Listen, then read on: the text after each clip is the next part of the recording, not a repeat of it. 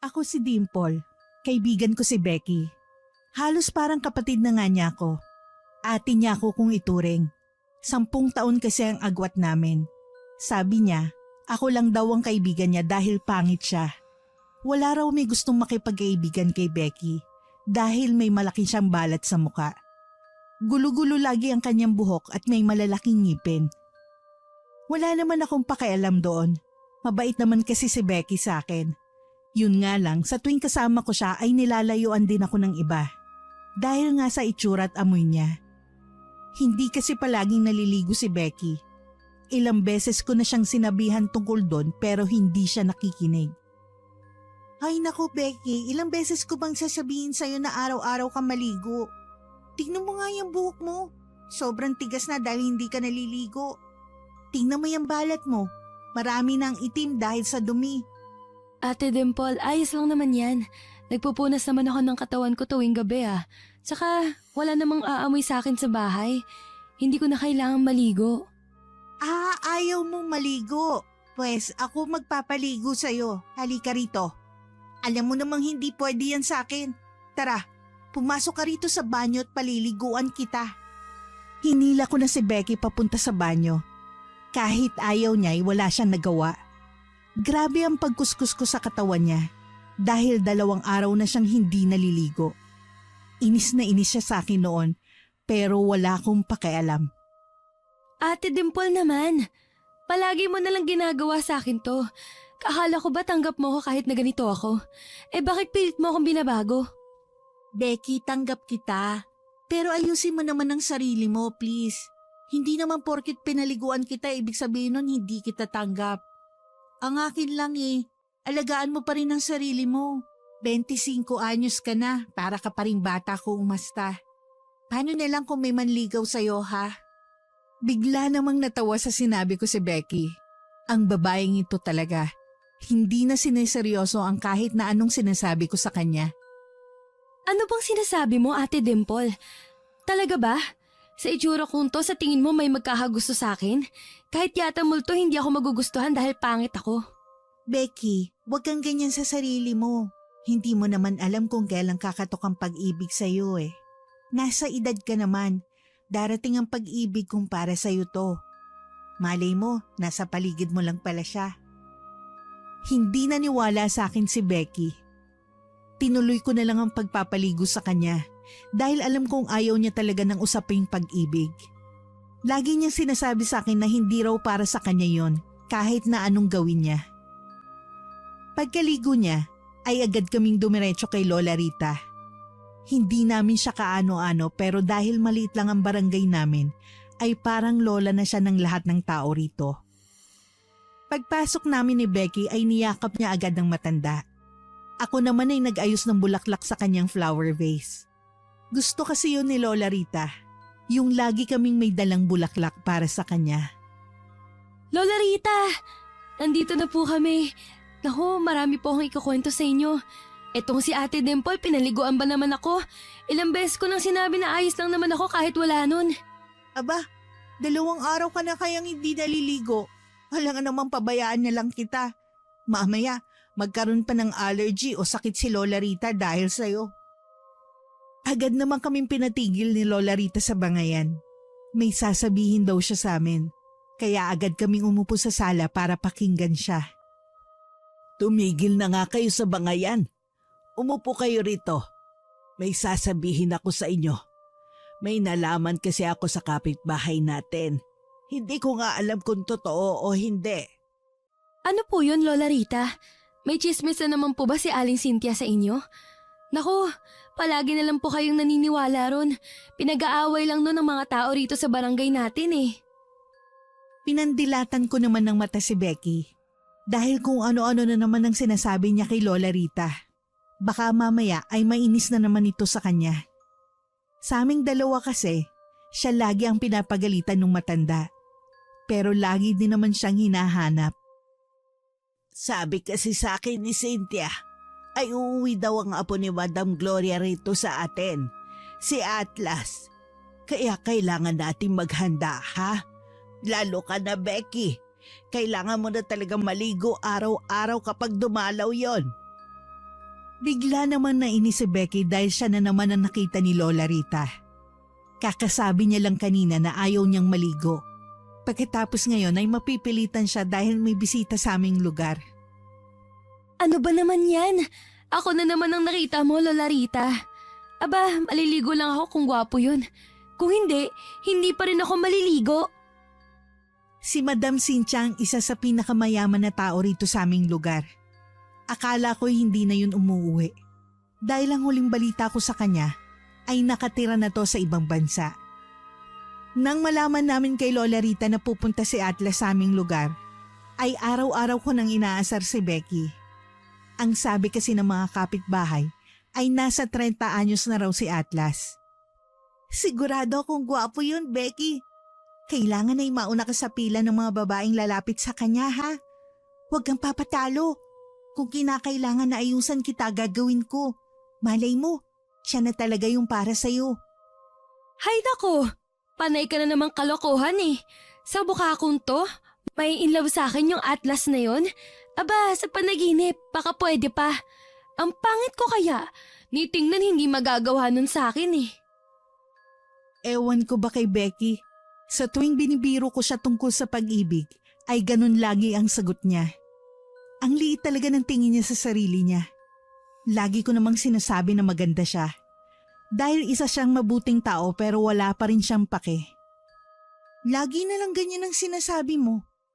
Hindi mo ba nakikitang sarili mo na magkakaasawa ka sa takdang panahon? Alam mo, may makakatanggap pa rin naman sa'yo dahil makikita nila na mabuti kang tao. Darating din yan. Huwag mong isara ang puso at isip mo. Totoo naman. Dahil sa balat kong to sa mukha, ayaw na sa akin ng tao. Siguro kung magbabago ako ng mukha, may magkakagusto pa sa akin. O di kaya gagamit na lang ako ng gayuma para ma-love yung tao sa akin. Hindi ko na siya pinansin. Talagang sarado ang isip at puso niya pagdating sa pag-ibig. Naku, ewan ko na lang talaga kapag tinamaan yan si Becky. Halika na nga sa ilog. Maglaban na tayo. Baka mamaya maabutan na naman tayo ng mga tsismosa roon. Alam mo naman dito sa lugar natin, wala pa man ay may konklusyon na agad sila. Ate, ikaw na lang kaya ang pumunta ron. Nahihiya ako eh.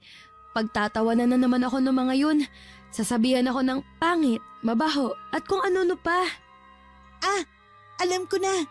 Para hindi ka nila asarin, maligo ka na sa ilog. Yun nga ang gawin natin. Tara, paliliguan ulit kita. Kahit inis ay sumama pa rin sa akin si Becky. Wala naman siya magagawa kapag ako ang nagsabi ay sumusunod talaga siya. Naligo siya sa ilog habang ako'y naglalaba. Pinagtitinginan kami ng ibang tao. Pero sabi ko kay Becky, hayaan na niyang mga yun. Habang naglalaba ako, ay nagulat kami ni Becky dahil biglang naghiyawan ng mga dalagang naglalaba rin doon sa ilog. Kahit hindi pa tapos ang kanilang labahin, ay iniwan nila yun. Lalo kaming nagtaka. Ano ba namang mga babae yun? Bigla na lang humiyaw tapos iniwan tong mga labahin nila. May dumating bang artista? Alam ko na.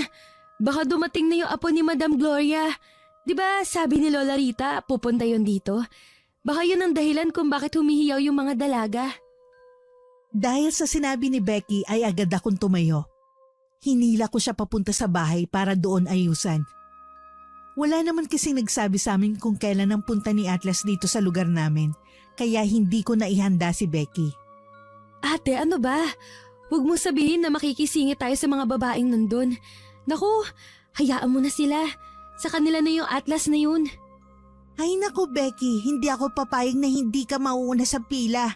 Halika na, aayusan na kita. Buti at naligo ka na ron sa ilog. Dapat ikaw ang pinakamaganda doon para makuha mo agad ang atensyon niya. Nang maayusan ko na si Becky ay umalis na kami sa bahay. Pumunta kami sa bahay ni Madam Gloria. Tama nga ako, madami ng babaeng nandun sa tapat ng bahay ni Madam Gloria. Halos hindi na nga namin makita si Atlas. Puro hiyawan ng mga dalaga. Nang makasingit kami, ay nanlaki na lang ang mga mata ko nang makita ko na gwapo nga talaga si Atlas. Kung kaedad ko lang ito, ay siguradong nakikihiyaw din ako sa kanila. Hoy, Becky, bilisan mo. Ang dami ng dalaga naghihiyawan, no? Makipagsiksikan ka na dyan kung gusto mo. Baka mamaya hindi mo na siya makita. Saglit lang naman, ate. Ito na, makikipag-unahan na ako. Ano ba naman tong si Atlas? Daig pa yata ang artista. Makikipag-unahan talaga ako sa mga dalagang yan. Naku po. Nakita na nga namin si Atlas. Mukhang mayaman ang ayos. Parang hindi hahayaan na madapuan ng lamok. Ang puti rin kasi. Parang anghel na bumaba sa langit.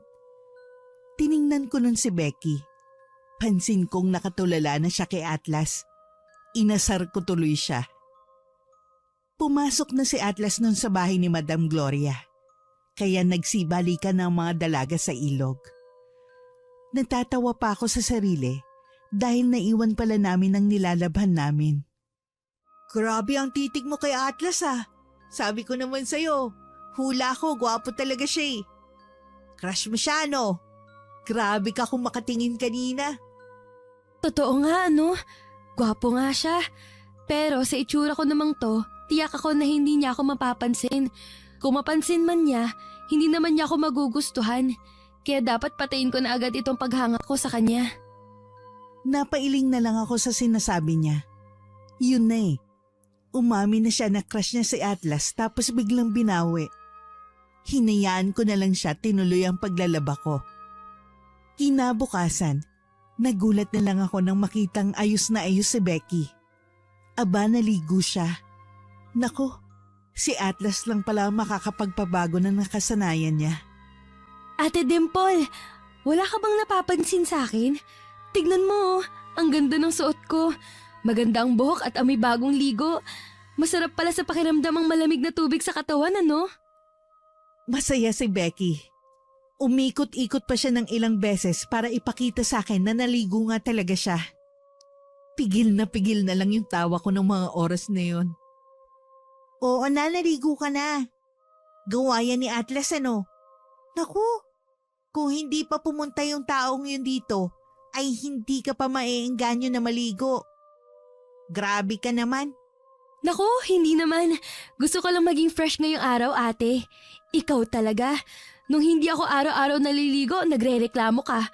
Ngayon naligo na ako, nagre-reklamo ka pa rin. Ano ba talaga? Natawa na lang ako at pumasok sa bahay. Kinuha ko kasi ang mga sinampay ko. Sumunod naman sa akin si Becky at umupo sa sala. Sinabi niya sa akin na gusto raw niyang puntahan si Lola Rita. O ayan, tapos na ang ginagawa ko. Halika na, dalhin mo na yung bulaklak. Papalitan natin yung nandun kay Lola Rita. Pagkakuha ni Becky dun sa bulaklak ay umalis na kami ng bahay. Pagdating namin sa bahay ni Lola Rita, ay nagulat kami ni Becky dahil bisita ni Lola Rita si Atlas. Agad ko nilagay ang bulaklak sa flower vase at pinaupo ko na si Becky. Kilig na kilig ako nang makita ko na magkatapat sina Atlas at Becky. Kitang-kita nila ang isa't isa. Pansin kong titig na titig si Becky kay Atlas. Kaya sinenyasan ko na siya na huwag masyadong tumingin at baka matunaw si Atlas sa kanya. Atlas, eto nga pala sina Becky at Dimple. Sila yung makakasama mo sa paghahanap mo ng mapapag-asawa. Halos kilala naman nila ang mga dalaga rito sa bayan namin. Kaya talagang makakatulong sila sa'yo. Gulat naman kami ni Becky. Hindi naman kasi nasabi sa amin ni Lola Rita na yun palang sadya ni Atlas dito. Dahil sa narinig ay napansin kong kinilig si Becky.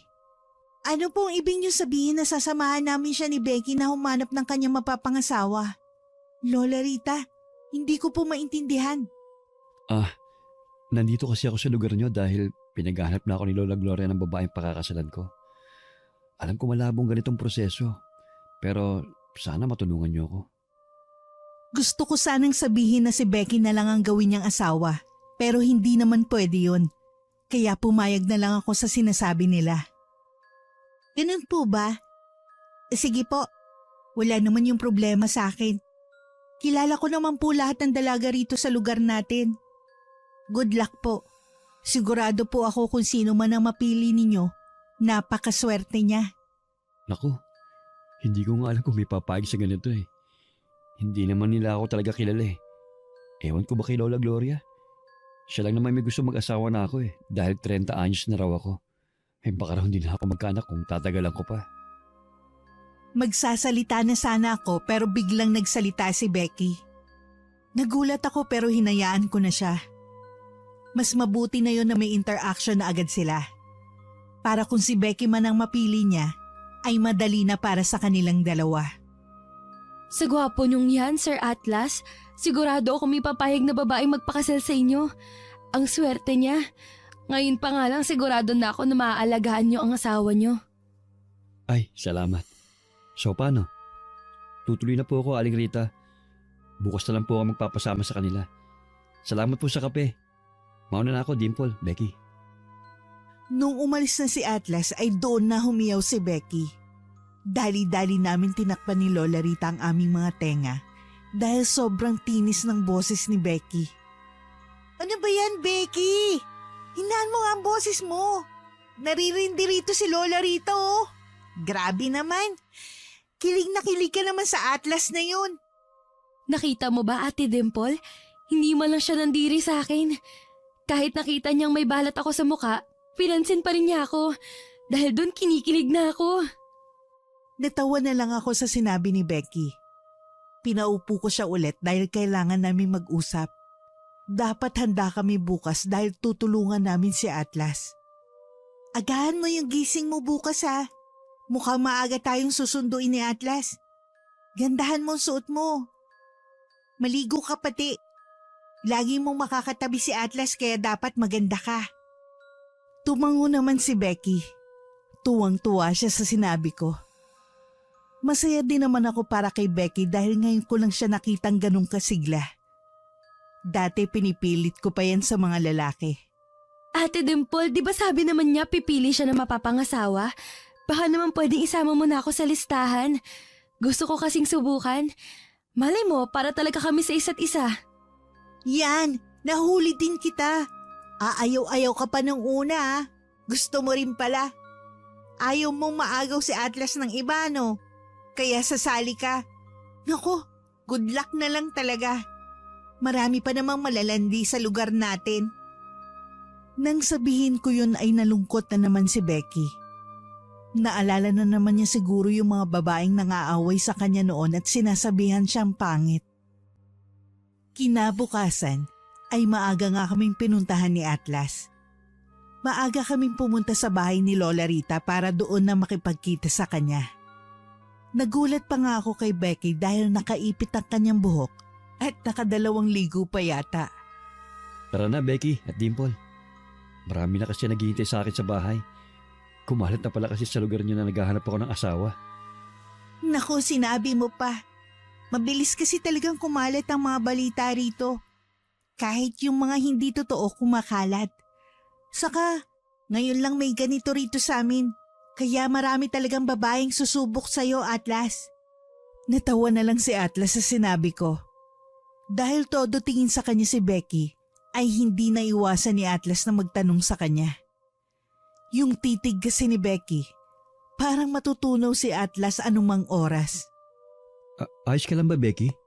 Kanina mo pa kasi ako tinitignan eh. May dumi ba yung mukha ko? Huy, Becky, ano na? Kinakausap ka ni Atlas oh. Kanina ka pa kasi nakatitig sa kanya. Baka mamaya matunaw na yan, nakakahiya ka. Doon na natauhan si Becky. Natawa na lang ako dahil sa reaksyon niya. Halatang halata tuloy na may gusto siya kay Atlas. Pansin kong pati si Atlas ay natatawa na rin sa kanya. Pasensya na po. Hindi ko po kasi mapigilan na hindi mapatingin sa inyo. Ang gwapo niyo po eh. Parang anghel na bumaba sa langit. Naku, salamat kung ganun. Gusto mo bang sumali sa mga babae mamaya? Pwede naman. Malay mo, ikaw ang mapili ko. Dahil sa sinabi ni Atlas ay nagkatinginan kami ni Becky. Hindi namin inakala na sasabihin niya yon. Sobrang saya ko para kay Becky dahil may pagkakataon na siyang ipakilalang sarili niya kay Atlas. Nang makarating na nga kami sa bahay ni Madam Gloria, ay nandun na nga ang mga babae. Nasa 20 mahigit na sila ron. Nang bumaba si Becky mula sa sasakyan ni Atlas, ay nagulat yung mga babae. Pinag-usapan na agad siya ng mga ito. Pero hindi yun pinansin ni Becky dahil masaya siya sa sinabi sa kanya ni Atlas. Pakiramdam niya'y nawala ang lahat ng pang-aasar ng mga kapitbahay namin noon sa kanya. Nag-umpisa na nga ang pag-i-interview ko sa mga babae. Dahil nga ngayon lang may ganito sa aming lugar, ay napakaraming tsismoso-tsismosa na nakikinig. Ang dami kong naririnig na masasamang bagay pero hindi ko yun pinapansin. Nang si Becky na ang kinakausap ko ay ang daming usisa ng usisa. Bakit daw sumali si Becky? Alam naman daw niyang hindi siya mapipili dahil pangit siya. Sa sobrang rindi ko ay nasagot ko tuloy yung matanda. Ano po bang paki niyo kung gustong sumali ng tao? Lahat naman po may tsansa na mapili ah. Mabait po si Becky. Kahit na ang tingin niyong lahat sa kanya, pangit. Para po sa akin, yun ang tunay na kagandahan ng isang tao. Dahil sa sinabi ko ay nagalit ang mga tao. Ewan ko ba sa kanila kung bakit hanggang ngayon hindi pa rin nila matanggap si Becky. Simula bata pa lang kasi ay tampulan na ng asaran nitong si Becky. Dahil sa nangyari ay pinakalma ni Atlas ang lahat. Pinapasok muna kami ni Atlas sa isang kwarto ron sa bahay nila. Ilang minuto pa ang lumipas bago humupa ang gulo. Dahil doon ay nahiya na kami ni Becky. Nagsisisi tuloy ako na sumagot pa ako sa kanila. Baka mamaya ay mainis pa sa amin si Atlas. Ay, nako. Buti naman na tumigil na yung ingay dun sa labas. Ano, ayos lang ba kayo? Nako, pasensya na kayo sa mga nangyari ha. Hindi ko naman kasi alam na ganoon pala mga tao rito eh. Ano Becky, ayos ka lang ba? Nagulat kami ni Becky dahil imbis na pagalitan kami ni Atlas ay inintindi pa niya ang mga nararamdaman namin.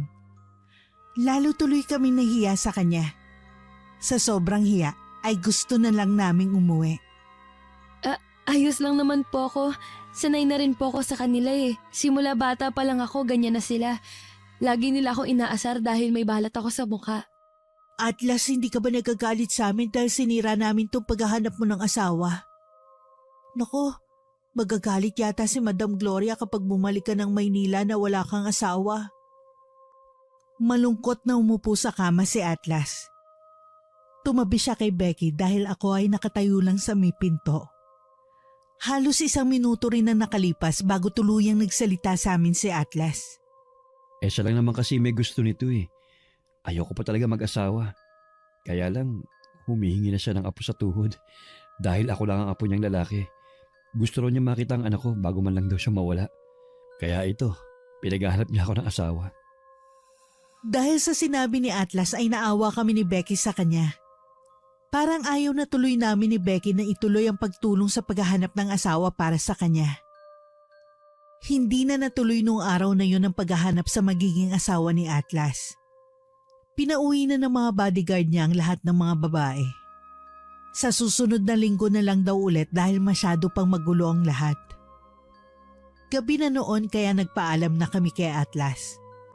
Nagulat kami nang sabihin niya na ang driver daw niya ang maghahatid sa amin pa uwi. Hindi na kami nakatanggi dahil pagod na rin kami noong mga oras na yon. Maraming salamat Atlas ha. Hindi mo naman dapat kami alalahanin pero ginawa mo pa rin to.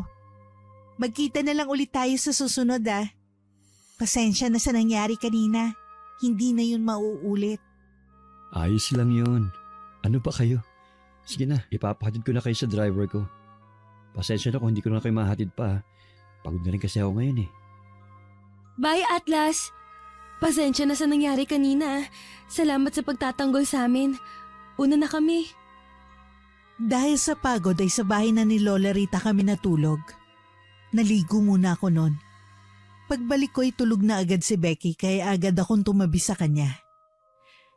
Nagulat na lang ako nang magsalita siya.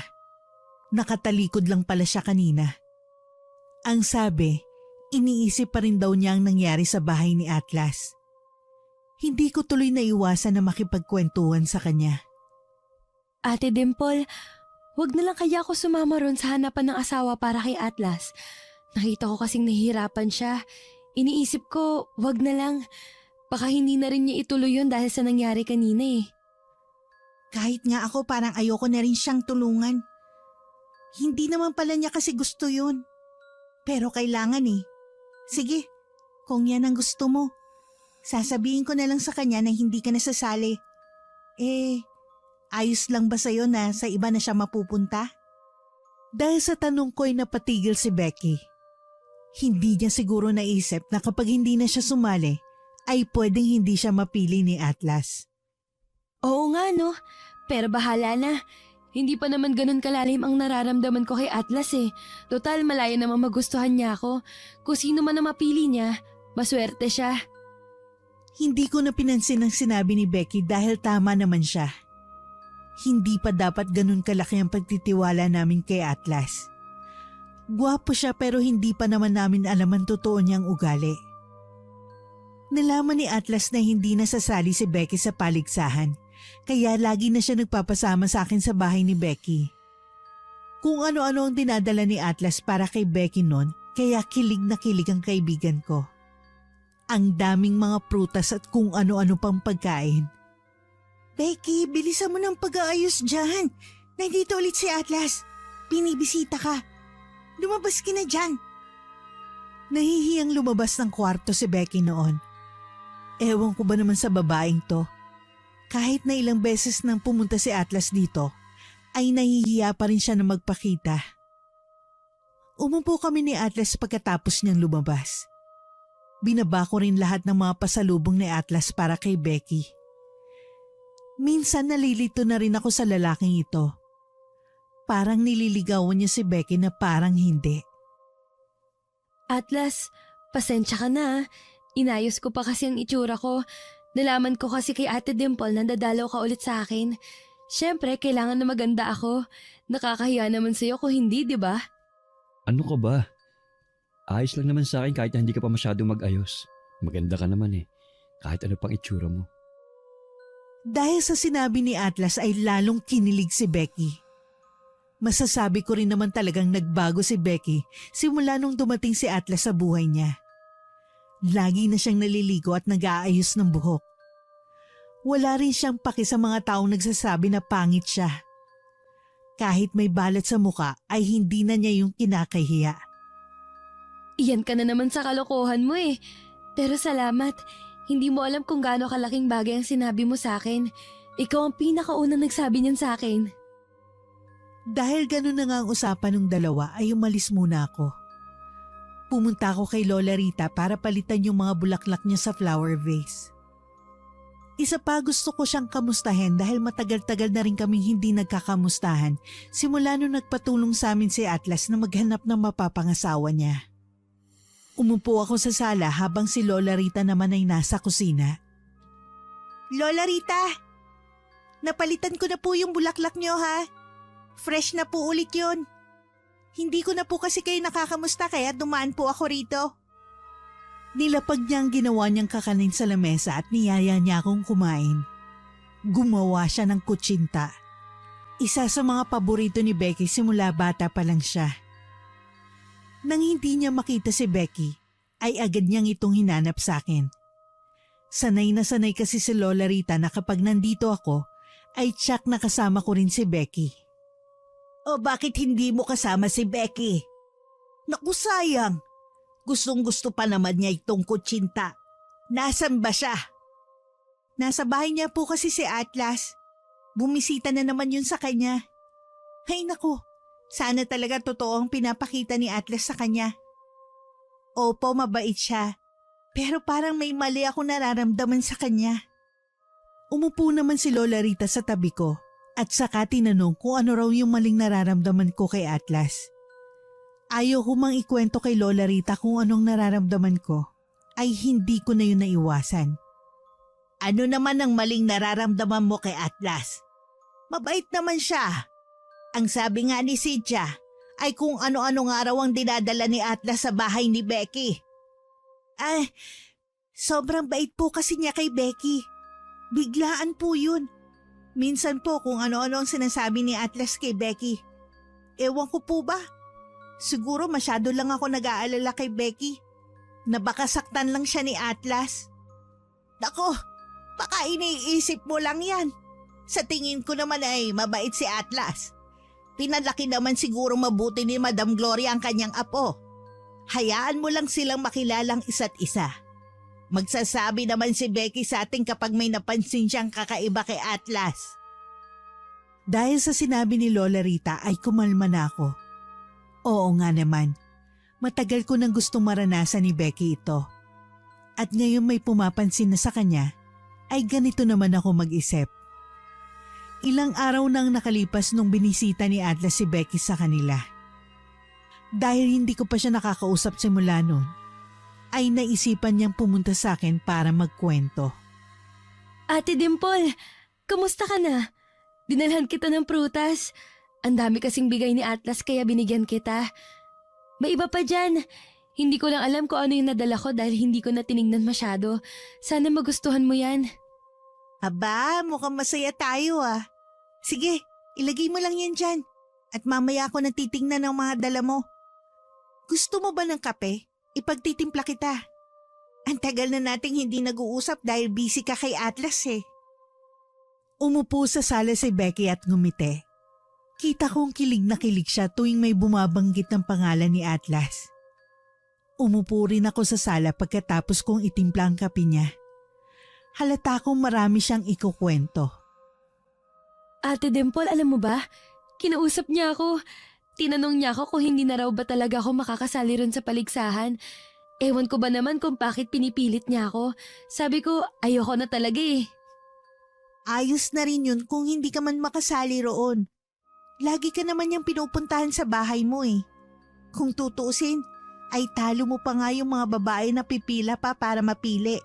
Parang nililigawan ka na nga niya eh. Nagulat naman si Becky sa sinabi ko. Hindi niya siguro inakalang mapapansin kung parang nanliligaw sa kanya si Atlas. Namula bigla si Becky. Ate Dimple, hindi ah. Mas close lang talaga kami ni Atlas ngayon kaysa dati. Pagkakaibigan lang talaga yun. Ayoko nang lumalim pa kami ron. Ikaw ang bahala. Sabi mo yan eh. Basta, alagaan mo ang puso mo ha. Oo, gwapo yan. Pero huwag kang magpakarupok. Mahihirapan ka lang kapag inuna mo ang puso mo at hindi ang utak. Ilang araw pa ang lumipas. Nagulat ako dahil bigla na lang tinuloy ni Atlas ang paghahanap niya sa kanyang mapapangasawa. Akala ko ay okay na sila ni Becky dahil patuloy naman ang kanilang pag-uusap. Agad akong pumunta sa bahay ni Becky. May ibibigay din naman ako sa kanya noong mga oras na yon. Ilang beses ko pa siyang tinawag bago siya tuluyang lumabas mula sa kusina. Dahil tinuloy nga ni Atlas ang paghahanap ng asawa, ay kinuwento ko yun kay Becky. Napansin kong parang siyang nabagsakan ng langit at lupa nang ikwento ko yun. Huy Becky, alam mo ba na tinuloy pa rin ni Atlas ang paghahanap ng asawa? Nagulat nga ako eh. Akala ko okay na okay kayo. Lagi ka kasi niyang hinahanap sa akin. Lagi ka rin naman niyang pinupuntahan sa bahay. Ha? Talaga? Hayaan mo siya kung yun ang gusto niya. Sabi ko naman sa'yo na kaibigan ko lang yun. Kung saan naman siya masaya, susuportahan ko na lang siya. Hindi ako agad naniwala sa kanya. Tinanong ko siya kung ayos lang ba siya dahil kitang-kita ko sa mata niya ang lungkot na nararamdaman niya. Sigurado ka ba, Becky? Hindi kasi yun ang sinasabi ng mga mata mo eh. Ang lungkot nila oh. Paiyak ka na yata eh. Diba? Sabi ko sa'yo, unahin mo ang utak kesa sa puso mo. Hindi mo nagawa no? Hindi nga Ate Dimple. Maniwala ka sa sinasabi ko, ayos nga lang ako. Ako pa ba? Sanay na ako sa lahat ng sakit sa mundo no? Walang-wala ang sakit na to kumpara sa mga napagdaanan ko. Pagkatapos noon ay agad na pumasok si Becky sa kanyang kwarto. Nilak niya yun kaya hindi na ako nakapasok. Katok pa ako ng katok pero ayaw niya talaga akong pagbuksan ng pinto. Narinig ko na lang siyang umiyak. Simula nang malaman ni Becky na pumipili pa rin si Atlas ng kanyang mapapangasawa, ay hindi na siya gaanong lumalabas ng bahay. Bumalik na ulit siya sa dati niyang ugali kung saan hindi na naman siya naliligo araw-araw.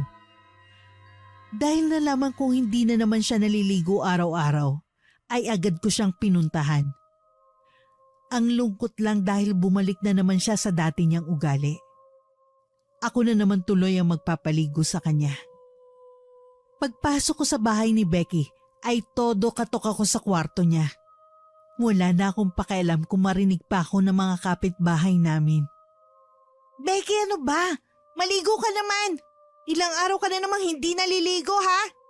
Ayusin mo ang sarili mo. Lalaki lang yun.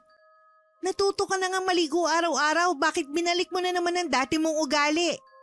Ate Dimple, bakit naman kasi siya ganun sa akin?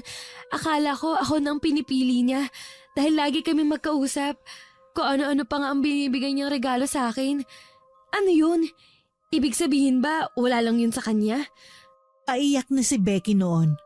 Sa sobrang lungkot niya ay niyakap na lang niya ako. Hindi na ako nagsalita ng kung ano-ano sa kanya dahil alam kong kaibigan ang kailangan niya ng mga oras na yon. Nang kumalma na siya ay pinaliguan ko na siya. Buti naman at pumayag siya agad. Pinainom ko muna siya ng tubig pagkatapos ay umupo kami sa silid kainan at doon nag-usap. Nagulat na lang ako nang may hilingin siyang isang bagay sa akin. Nung sinabi niya yon, ay hindi ko alam kung pagbibigyan ko ba siya o hindi. Ate Dimple, di ba marunong si Lola Rita kung paano gumagana ang gayuma? Pwede bang samahan mo ko rin sa kanya? Gusto ko lang kasing bigyan ng leksyon yung si Atlas na yan eh. Ano ka ba naman, Becky? Alam mo naman delikado yan eh. Oo, marunong talaga si Lola Rita tungkol sa mga gayuma na yan. Pero alam naman natin na hindi ka dapat gumagamit nun para gumante, di ba? Nainis si Becky sa akin dahil hindi ako sumang-ayon sa gusto niya. Paano naman ako sasang-ayon sa ganon? Dahil lang sa kagustuhan niyang gumante ay gagayumahin niya si Atlas? Ate Dimple, sige na naman. Tulungan mo na ako. Hindi naman ako pwedeng dumiretso kay Lola Rita dahil tiyak ko napapagalitan ako nun. Baka sakali kapag kasama kita pumayag siya. Becky, mahal kita bilang kapatid ko. Pero hindi ako papayag na gawin mo yan. Pasensya ka na ha. Kung gusto mo, ikaw na mismong pumunta kay Lola Rita para hingin sa kanya yung gayuma. Umalis na ako noon dahil ayoko nang humaba pa ang usapan namin ni Becky. Baka kung ano pang masabi ko sa kanya na makakadagdag sa sakit na nararamdaman niya. Ate pa rin niya ako at gusto ko siyang intindihin sa abot na makakaya ko. Simula nung hindi ko siya pinayagan na samahan kay Lola Rita ay hindi na niya ako kinausap. Nadadaanan namin ang isa't isa pero tinuturing namin ang mga sarili namin na parang hangin. Natiis ko naman yun ng ilang linggo pero dahil miss na miss ko na siya, ay talagang sinadya ko na siya sa kanyang bahay. Mabigat sa aking puso na hindi nakakamusta si Becky. Kumatok ako sa pinto kahit na bukas naman yun. Nakita ko si Becky sa may kusina, may hinahandang pagkain. Tanghali na rin kasi nung pumunta ako sa kanya. Nung unay nagulat siya nung nakita niya ako, pero agad niyang binalik ang atensyon sa paghahain ng pagkain sa lamesa. Becky, baka pwede tayong mag-usap. Hindi na kasi tayo nagpapansinan simula nung hindi ako pumayag na samahan ka kay Lola Rita. Ganun na lang ba talaga yun? Itatapo mo lang ang pagkakaibigan natin dahil kay Atlas? Ate Dimple, hanggat hindi mo ko tinutulungan sa gusto kong mangyari, hindi ako makikipagbati sa'yo. Ang simple lang kasi nung gusto ko, pero hindi mo pa mabigay sa akin. Simple? Paano naging simple ang paggawa ng masama? Naiintindihan ko naman kung saan nanggagaling si Becky. Pero hindi lang siguro ako makapaniwala na aabot siya sa ganito kasama ng ugali. Hindi ko na siya kilala. Umupo ako sa sala. Nag-iisip-isip kung papayag ba ako sa gusto niyang mangyari. Ilang minuto rin akong tulala nun bago tuluyang makapagdesisyon. Becky, yan ba talaga ang gusto mo? Wala na bang ibang paraan para makaganti ka sa kanya? Gayuma talaga. Hindi ba pwedeng wag mo na lang siyang kausapin para Ma-realize niya na siyang nawalan at hindi ikaw? Sa tingin mo sa itsura kong to, kawalan ako para kay Atlas? Hindi. Kailangan talaga na makaganti ako sa kanya. Ano? Tutulungan mo ba ako o hindi? Sabihin mo na sa akin ngayon para hindi masayang ang oras ko. Kahit ayaw ko sa gusto niya, sinuportahan ko na lang siya. Niyaya ko siyang pumunta kay Lola Rita para kumuha ng gayuma. Hindi ko nga lang alam kung papayagan siya ng matanda na kumuha ng gayuma sa kanya. Sige, ganito. Pagkatapos natin kumain, pumunta tayo kay Lola Rita. Itanong natin sa kanya kung pwede kang kumuha ng gayuma. Kung hindi, wala tayong magagawa. Pagkasabi ko noon ay nilapag ko sa mesa ang pagkain na dala ko. Bumili kasi ako sa karinderya kanina bago pumunta sa bahay ni Becky. Dahil sa sinabi ko, ay agad-agad na lumiwanag ang mga mata ni Becky. Lumapit siya sa akin habang nakangiti. Talaga ba, Ate Dimple? Payag ka na sa gusto kong mangyari? Hindi mo na ako pagbabawalan? Naku, salamat. Kailangan kasi talagang matuto ng Atlas na yan. Akala niya gano'n na lang yon. Hindi. Gaganti ako sa kanya. Hindi na ako sumagot nun sa kanya. Kumain na lang kami pagkatapos ay pumunta na sa bahay ni Lola Rita. Sobrang tuwang-tuwa si Becky nun kahit alam niyang pwede ring hindi siya payagan ni Lola Rita sa gusto niya. Nagulat pa nga sa amin si Lola Rita dahil hindi naman kami nagsabi na pupunta kami sa kanya. Aba, himalaay nandito kayong dalawa. Akala ko hindi kayo okay. Maigi naman na nagkasundo na kayo. Hay nako, bakit ba kasi kayo nag-away mga apo? Umupo si Becky sa tabi ni Lola Rita. Kita kong kinakabahan siya pero sa sobrang kagustuhan niya na magawa ang plano niya, ay sinabi na rin niyang totoo. Kasi po gusto ko po sanang kumuha sa inyo ng gayuma, Lola Rita. May gusto lang po sana akong turuan ng leksyon. Alam ko pong pwede niyo akong hindi pagbigyan, pero gusto ko lang talagang sumubok. Nagulat naman si Lola Rita sa sinabi ni Becky. Agad niya akong tinanong kung ano bang sinasabi ni Becky sa kanya. Iba kasi ang pagkakakilala niya kay Becky. Hindi ito gagawa ng masama para makaganti. Dimple, ano ba naman itong sinasabi ni Becky? Apo, hindi mo naman kailangan gawin yan. Bakit? Nasaktan ka ba ni Atlas? Kaya gusto mong gumanti sa kanya? Ganun ba yon? Hindi ka naman ganyan noon. Ano nangyari sa'yo? Agad akong tumabi sa kanila para kalmahin ang sitwasyon. Nakita kong nalungkot si Becky dahil sa naging reaksyon ni Lola Rita. Alam niya agad na hindi na siya papayagan ni Lola Rita sa gusto niyang mangyari. Hindi naman po sa ganun, Lola Rita. Di ba sabi niyo po sa akin, kapag may ginawa sa aking mali, dapat lumaban ako. Ngayon, sinaktan po ako ni Atlas, kaya gusto ko siyang turuan ng leksyon. Mali po ba yun? Lola Rita, hindi po ba natin talaga pwedeng pagbigyan yung kagustuhan ni Becky?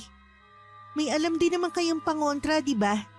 Kaya matatanggal yun naman po siguro agad kapag ayaw na niyang gayumahin si Atlas. Dimple, apo, hindi naman mali na turuan natin ng leksyon ng tao. Kaya lang, hindi sa ganoong paraan kung saan gagayumahin mo siya dahil lang galit ka sa kanya. Huwag ganon. Hindi ko kayo pinalaki ng ganon. Dahil nga hindi pumayag si Lola Rita ay malungkot na umuwi si Becky sa kanyang bahay.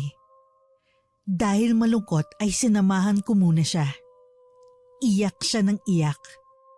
Mahirap pa talagang pagbigyan ng gusto ko. Ang gusto ko lang naman piliin ako ni Atlas, di ba? Kapag nagayuma ko na siya, tiyak na ako na talagang pipiliin niya. Di ba, ate? Gusto mo pa talaga yan?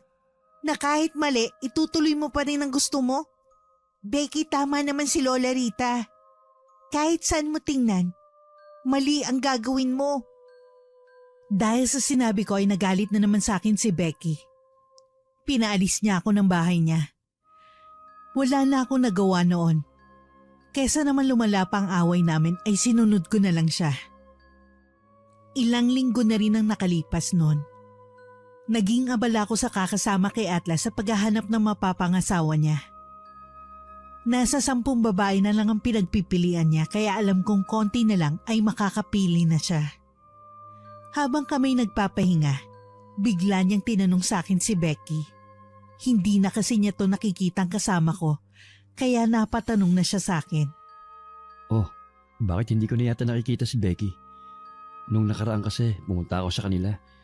Pero wala siya roon. Gusto sana kitang tanungin. Kaya lang, busy din naman ako kaya nakalimutan ko na. Hindi na rin kasi kami masyado nakakapag-usap ni Becky. Kasi busy na ako sa pagsama ko sa'yo sa paghahanap mo ng asawa. Sa tingin ko naman, ayos si Becky ngayon. Maiba ako. May napili ka na ba sa mga babaeng yun? Kahit na hindi ko naman talaga alam kung okay si Becky o hindi, ay yun na lang ang nasabi ko kay Atlas. Hindi ko na rin napigilan ang aking sarili na magtanong kay Atlas dahil gusto ko rin namang malaman kung anong saloobin niya. May nakikita na akong pipiliin ko. Pero hindi pa ako sigurado. Marami pa kasi ang pwedeng magbago 10 pa yan sila. Sa totoo lang kung hindi ko naman kailangan pumili, hindi ako pipili sa kanila. Kaya lang minamadali na ako ng Lola Gloria ko Oo nga, akala ko hindi mo na itutuloy yung pagpili dahil sa nangyari nung nakaraan. Nagulat na lang ako na tinuloy mo pa rin pala to. Hindi mo ba nakikita si Becky bilang mapapangasawa mo? Di ba close kayo? Dahil nakikipag-usap na rin naman si Atlas sa akin, ay tinanong ko na rin siya kung ano bang tingin niya kay Becky. Gusto ko kasing malaman kung anong tingin niya sa kaibigan ko. Si Becky? Oo, close kami. Sa totoo niyan, gusto ko siyang piliin. Kaya lang, ayaw ng Lola Gloria ko sa kanya. Alam ko dapat ipaglaban ko kung sino man ang gusto ko. Pero ayokong sawayan ang utos ng lola ko.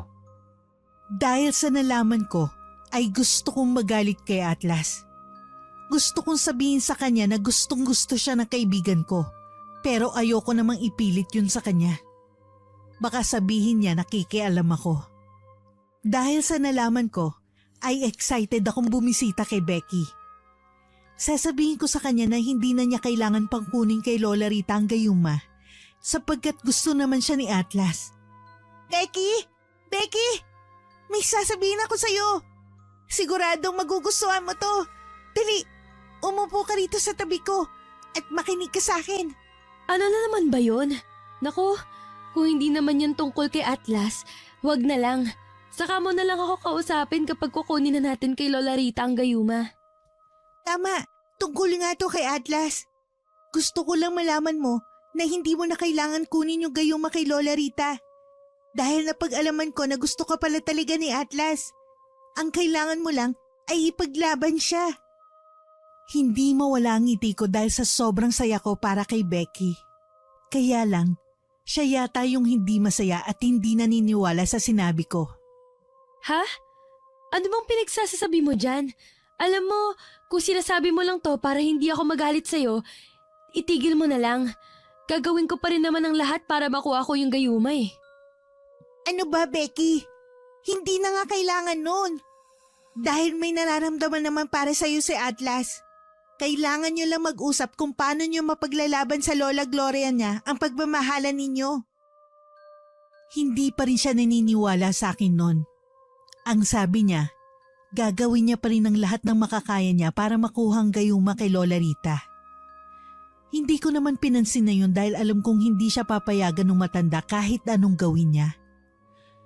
Makalipas ang 2 linggo, ay nagulat na lang ako dahil nakita kong may dalang bulaklak at mga tsokolate si Atlas nung binisita niya si Becky. Kumaway naman siya sa akin kaya lumapit ako sa kanya. Oh, tuluyan ka na nga talaga naligaw sa kaibigan ko? Akala ko ba mahirap siyang ipaglaban sa Lola Gloria mo? Pero ayos yan. Matagal naman ang gusto ni Becky na maging kayo Lola Gloria? Naku, wala yun.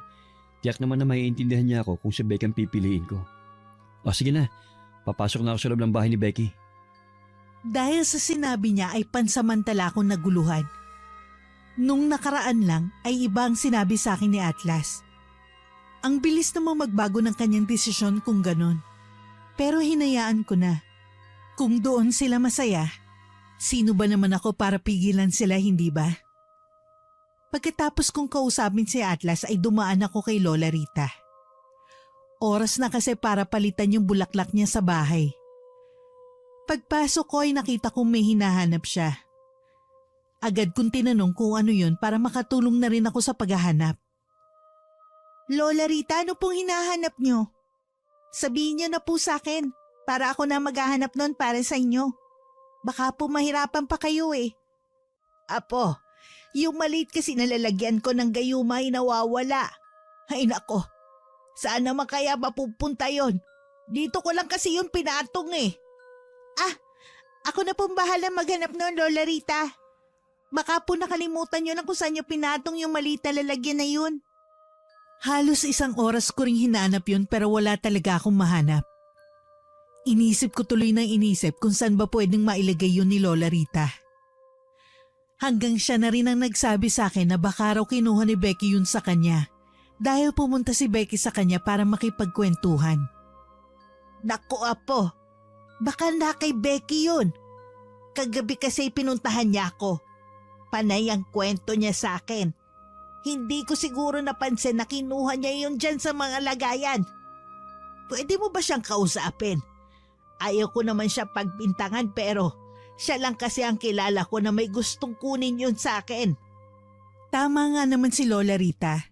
Kung iisipin mabuti ay si Becky nga lang talaga ang salarin sa pagkawala nun. Hindi na ako sumagot pa. Agad na akong pumunta sa bahay ni Becky para kumprontahin siya. Buti na lang at kaaalis lang ni Atlas nun sa bahay niya. Hindi siya mapapahiya. Becky, mag-usap nga tayo. Ikaw ba yung kumuha ng panggayuma sa bahay ni Lola Rita? Nawawala ngayon dun sa lagayan niya eh. Kung nasa'yo, ibigay mo na sa akin. Ipapaliwanag ko na lang kay Lola Rita ang ginawa mo. Sigurado naman ako maiintindihan niya yon. Ano? Porket gusto kong gayumahin si Atlas, ako nang kumuha ng gayuma kay Lola Rita? Hinay-hinay ka naman sa pagbibintang sa akin. Ganun na ba ako kasama sa'yo? Oh, para mapanatag ka. Kahit hanapin mo yun sa bahay ko, wala kang makikita. Sige, hanapin mo. Dahil may permiso naman ni Becky ay yun na nga ang ginawa ko. Hinanap ko yun sa lahat ng sulok ng bahay ni Becky pero wala nga akong mahanap. Nagilty tuloy ako dahil napagbintangan ko siya agad. O di ba? Wala naman sa bahay ko. Yan kasi mahilig ka mambintang. Alam mo, kung wala ka namang magandang sasabihin sa akin, umalis ka na. Good mood na ako kanina dahil sa pagbisita sa akin ni Atlas. Tapos, bigla kang dumating. Umalis ka na nga rito. Becky, pasensya ka na ha. Sige, huwag kang mag-alala. Sasabihin ko agad kay Lola Rita na wala rito yung hinahanap niya. Pasensya ka na ulit. Ikaw lang kasi yung tanging naiisip namin na kukuha nun eh. Umalis ako nun sa bahay ni Becky. Hati ang pakiramdam ko nung mga oras na yon. Hindi kasi ako makapaniwala na wala yun sa bahay niya. Kung siya man na nagtago talaga nun, magaling siya. Pagdating ko sa bahay ni Lola Rita ay umiling ako sa kanya. Indikasyon yon na wala talaga sa bahay ni Becky yung hinahanap niya. Umupo ako sa tabi ni Lola Rita. Iniisip pa rin kung saan pwedeng mapalagay yung gayuma. Wala po talaga yung gayuma sa kanya eh. Tinignan ko na po lahat ng sulok ng bahay niya pero wala talaga. Subukan na lang po natin hanapin ulit ngayon dito. Baka nakalimutan niyo lang po. Talaga, wala sa kanya. Ay nako, baka nga kung saan ko lang nailagay yun dito. Sige apo, hanapin na lang natin. Nako, nagalit ba sa akin si Becky? Dahil tinanong agad natin siya tungkol doon. Hindi naman po siya nagalit sa inyo. Sa akin po siya nagalit. Kasalanan ko rin naman po. Dahil siya na agad ang tinukoy kong salarin. Hindi ko na po nagawang magtanong. Dahil nga medyo hindi pa ako kumbinsido na wala kay Becky yung gayuma, ay binantayan ko ang bawat kilos nila. Nagulat na nga lang ako nang sabihin sa akin ni Atlas na hindi na matutuloy ang paghahanap niya ng asawa. Dahil si Becky na ang ipapakilala niya sa kanyang Lola Gloria. Dimple, gusto ko sanang sabihin sa'yo na hindi na matutuloy ang paghahanap ko ng asawa. Si Becky nang pinipili ko. Kung kinakailangan, Pakibayaran na lang yung natitira pang mga babae. Ayoko namang sayangin pa ang mga oras nila. Ha? Ano? Totoo ba? Paano na yung napag-usapan ninyo ng Lola Gloria mo?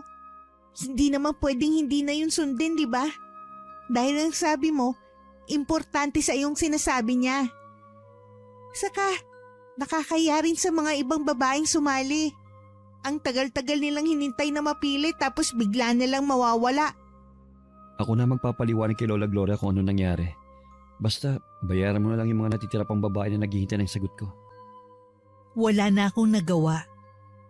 Umalis na kasi si Atlas pagkatapos niyang sabihin yun.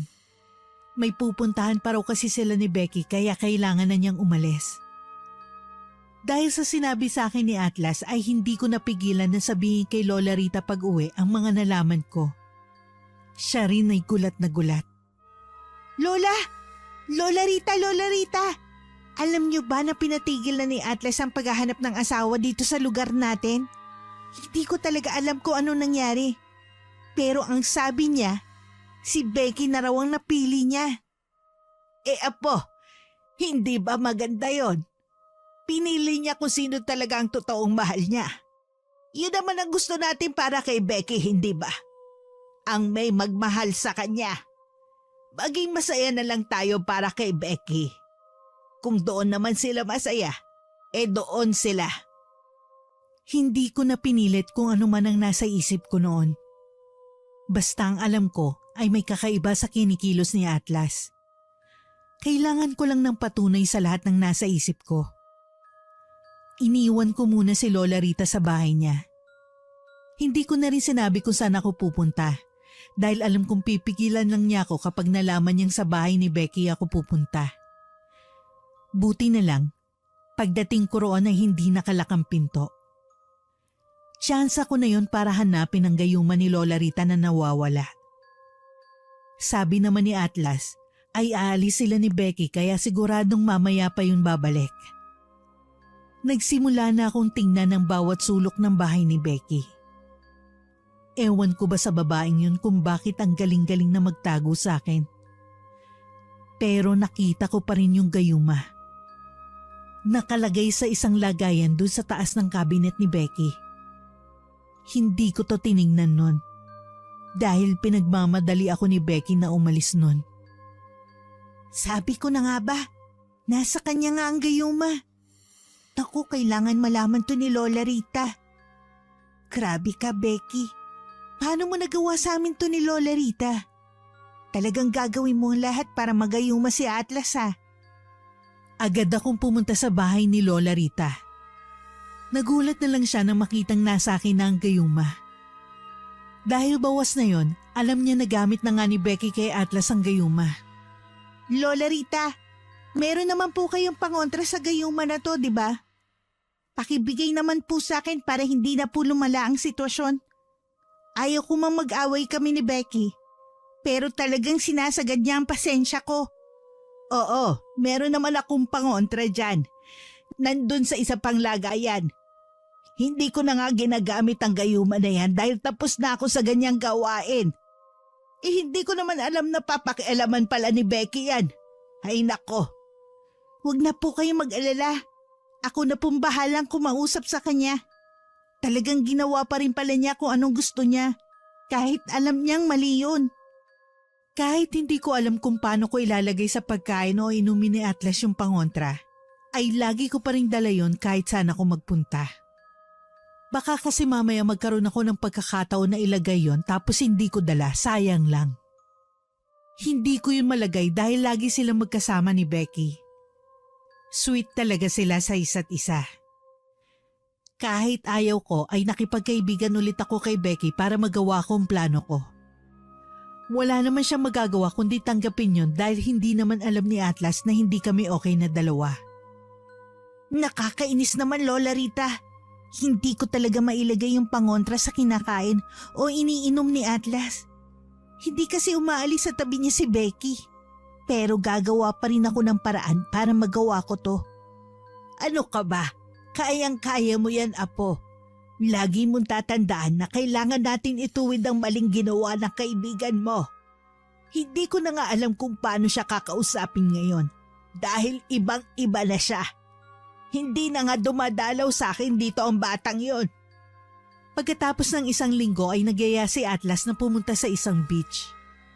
Marami raw ang imbitado kasi doon na niya ipapakilala sa lahat si Becky. Nung nalaman ko yon, ay ipinangako ko na sa akin sarili na dapat mailagay ko ng pangontra bago pa ipakilala ni Atlas si Becky sa lahat. Yun na lang ang pagkakataon ko. Sakto rin naman at maraming tao kaya sigurado kong hindi na mapapansin ni Becky kung ano man ang ikilos ko. Para matupad ko ang plano ko, ay sinabi ko kay Atlas na tutulong ako sa pag-aasikaso sa mga bisita. Pumayag naman siya. Pwede naman siguro ko tumulong sa pag-aasikaso sa mga tao, no? Masyado kasi yatang maraming bisita ninyo. Baka mapagod ang lahat kaya tutulong na rin ako. Naku, syempre naman. Tama ka. Mas maing marami na nga ang magtulong-tulong. Mapagkakatiwalaan naman kita, kaya ikaw na ang bahala dyan. Saka, pwede mo ba akong ipagtimpla ng kape?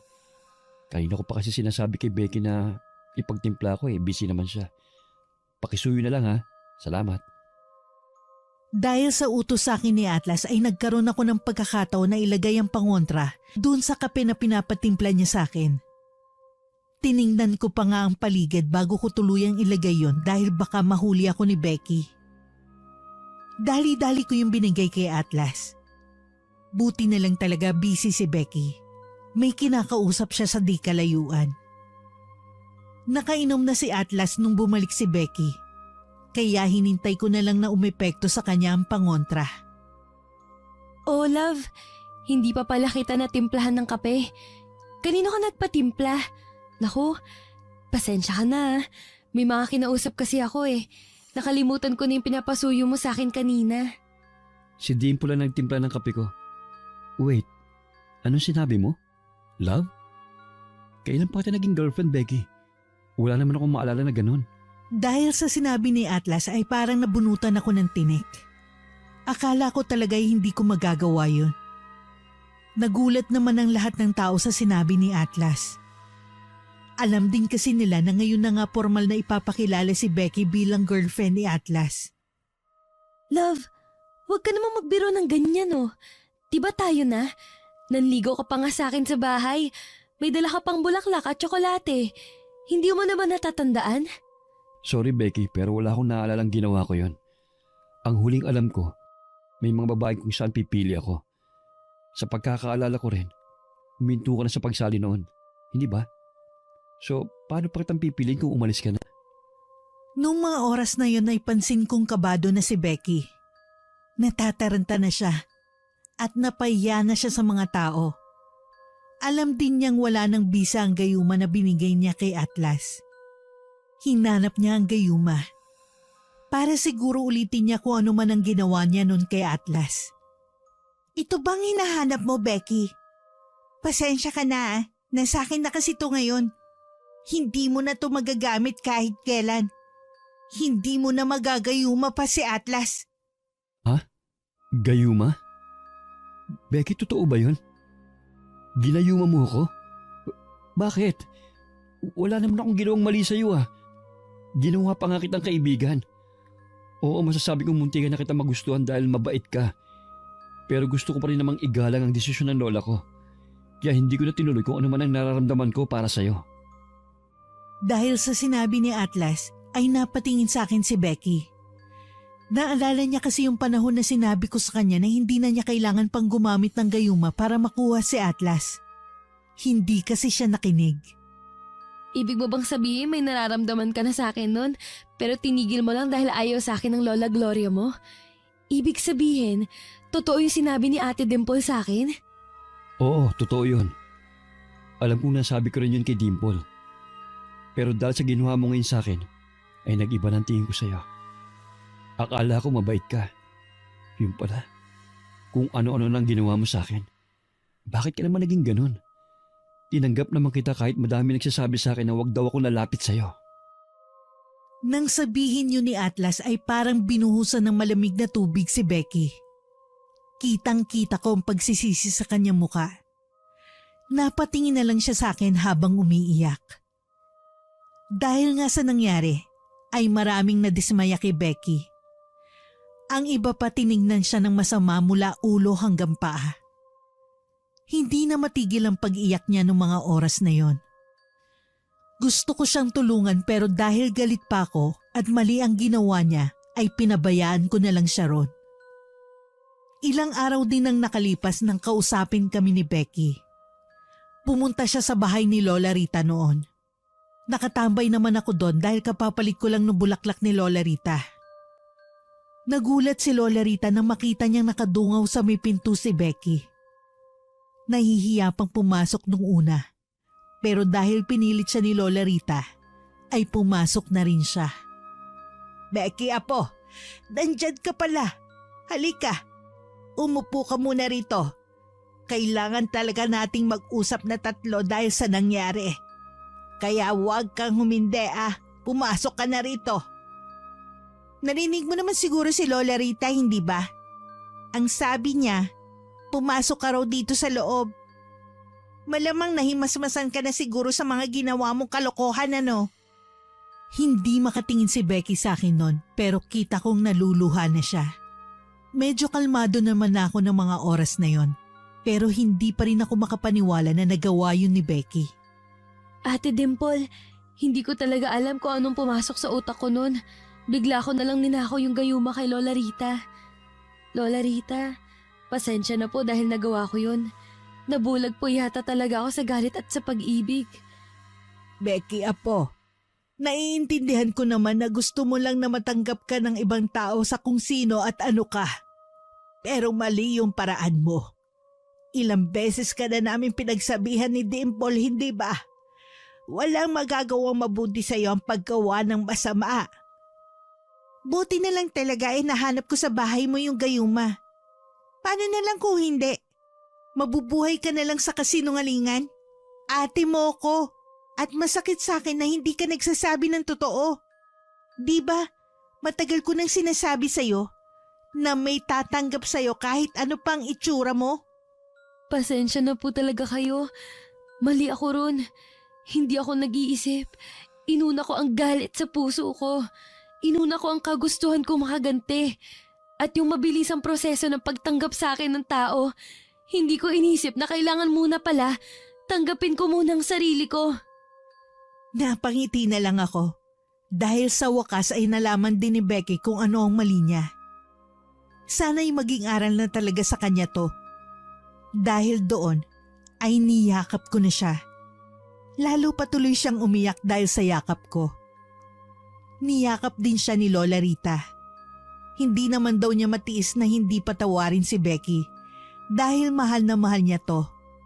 Nakita ko na lang na umiiyak na pala kaming tatlo. Nang kumalma na kami, ay kinausap ako ni Becky. Gusto raw niya kasing magpasama sa akin dahil hihingi siya ng tawad kay Atlas.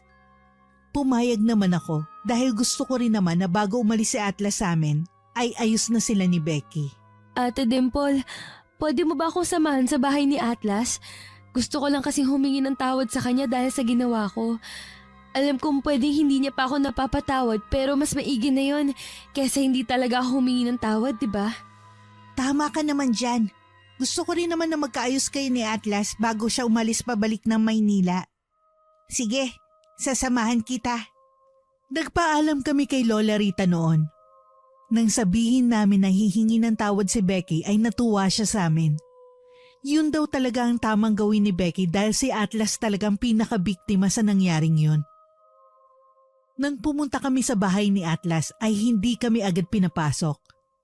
Ang sabi nung kasambahay ay mahigpit daw na pinagbabawal si Becky na makapunta roon kaya sobra kaming nalungkot. Aalis na sana kami nang may biglang tumawag sa amin. Si Atlas. Agad niyang pinabukas yung gate para sa amin. Ayaw pa nga nung kasambahay na gawin ang inuutos ni Atlas pero sinabihan niya ito na siya na ang bahalang magpaliwanag dun sa Lola Gloria niya. Pagpasok namin ay agad na pinaupo kami ni Atlas. Naalala ko tuloy yung unang beses na pumasok kami rito. Ang laki pala talaga nung bahay nila. Dimple, Becky, anong sadya niyo rito? Pasensya na kayo kung hindi kaagad kayo pinapasok ng kasambahay namin. Mahigpit na biling kasi ni Lola Gloria na huwag kayong papasukin eh. Pagkatapos nung nangyari. Naiintindihan ko naman ang Lola Gloria mo kung ipagawa niyo yun sa mga kasambahay niyo. Dahil grabe din naman ang ginawa ko. Ang bait mo nga eh. Kahit alam mong may ginawa ko sa'yo, hinayaan mo pa rin ako na makausap ka. Atlas, kaya ako nandito ngayon kasi gusto ko talaga humingi ng tawad sa ginawa ko sa'yo. Mali yun at nagsisisi talaga ako. Okay lang sa akin kung hindi mo ako agad mapapatawad. Maiintindihan ko. Hindi pa rin naman kita lubos na napapatawad, Becky. Pero gusto rin kasi kitang kausapin kaya pinapasok ko kayo rito. Gusto kong malaman mo na tanggap kita kung ano at sino ka pa. Hindi mo naman kailangan ng gayuma para magustuhan kita o kung sino man. Sana alam mo na lahat tayo may bilang sa mundong ito. Ang kailangan mo lang ay tiwala sa sarili mo. Doon na napaluha si Becky. Yun kasi ang mga salitang gusto at kailangan niya marinig. Doon niya napagtanto kung gaano kalaki ang kasalanang nagawa niya ron sa tao. Pagkatapos nun ay todo pasalamat siya kay Atlas. Nang kumalma na siya sa pag-iyak ay nagpaalam na kami kay Atlas. Habang naglalakad kami pa uwi ay kinausap ako ni Becky. Tumingin siya sa akin na may ngiti sa kanyang mukha. Simula ngayon, tatanggapin ko na ang aking sarili. Itong balat ko sa mukha, ang aking itsura, at kung ano pang mga kakulangan ko sa aking sarili. Salamat Ate Dimple ha, kasi hindi mo ako iniwan sa panahon na nabubulagan ako sa mga pagkakamali ko. Oo naman, ako pa ba? Ikaw lang naman ang hinihintay ko makatanggap sa sarili mo eh. Kasi kami ni Lola Rita, tanggap ka na namin noon pa. Mahal ka namin kahit na sino ka pa. Umuwi kami sa bahay ni Lola Rita na may ngiti sa mga labi.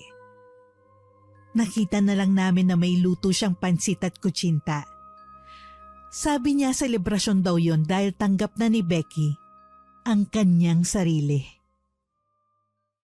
Ako si Dimple, kaibigan ko si Becky. Halos parang kapatid na nga niya ako.